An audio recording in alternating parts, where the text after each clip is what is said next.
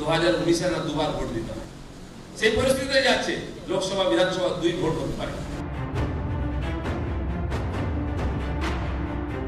পূর্ব বর্ধমানে রাজ্য কমিটির সভা থেকে এই জল্পনা উস্কে দিলেন বিজেপির রাজ্য সভাপতি, কিন্তু হঠাৎ এমন সম্ভাবনার কথা কেন?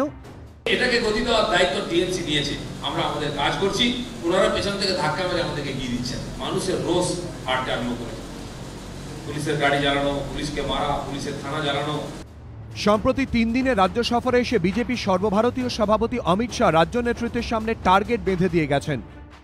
मोदी जी का विजय रथ जो देश के अंदर यात्रा करते करते पश्चिम बंगाल आएगा 2019 में सबसे बड़ी पार्टी भारतीय जनता पार्टी बनेगी।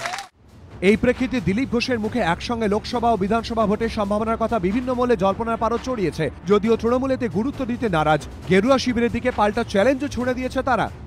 তার মানে ওরা ভয় দেখাচ্ছে 356-এর সমস্ত কেন্দ্রীয় সংস্থাগুলোকে এরা নিজেদের দলের দলদাস তৈরি করবার চেষ্টা করছে, এটা সম্ভব হবে না।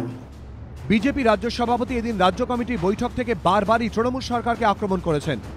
ঠিক 2009-10 সালে পরিবর্তনের আগে এরকম পরিবেশ তৈরি হয়েছিল, মানুষ সহিংস হয়ে উঠেছিল। ঠিক আজকে পশ্চিমবঙ্গের মানুষের ধৈর্যের বাঁধ ভেঙে গেছে। ওনারা 5 বছর সময় দিয়েছিলেন এই সরকারকে, যাতে তারা উন্নয়ন করে দেখান, পরিবর্তন করে দেখান, তারা পারেননি। একটা ভয়ঙ্কর পরিস্থিতির দিকে পশ্চিমবাংলার পরিবেশ চলে যাচ্ছে, সাধারণ মানুষ একটা বিকল্প খুঁজছেন। বিজেপির বিরুদ্ধে পাল্টা সুর চড়িয়েছে তৃণমূলও। সংঘর্ষ হচ্ছে না, বিজেপি আক্রমণ করছে। প্ররোচনা এমন পর্যায়ে পৌঁছে গেছে, সে একেবারে ব্লক থেকে শুরু করে একেবারে কেন্দ্রীয় নেতৃত্ব, এরা ক্ষমতার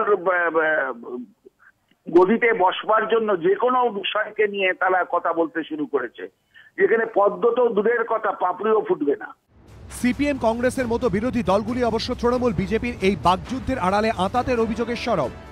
বাংলার তৃণমূল নেত্রী খাল কেটে বিজেপি নামক সাম্প্রদায়িক কুমিরকে এ বাংলায় প্রবেশ করিয়েছে। তার লক্ষ্য ছিল পশ্চিমবঙ্গ থেকে তৃণমূলের বিরুদ্ধে যারা কথা বলে কংগ্রেস সিপিএমকে উৎখাত করে দাও। তাই করতে গেছে, সেখানে একটা ভ্যাকুয়াম তৈরি হয়েছে, একটা শূন্যতা তৈরি হয়েছে।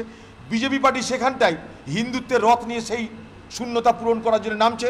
বিজেপি যে কথাগুলো বলছে হয়তো সলা পরামর্শ করেছে তৃণমূলের সঙ্গে, বিজেপির দোসর তৃণমূল। সব মিলিয়ে লোকসভা ভোটে 2 বছর বাকি থাকতেই তৃণমূল বিজেপি বাকযুদ্ধ সপ্তমে। দীপক ঘোষ, অর্ণব মুখোপাধ্যায়, এবিপি আনন্দ।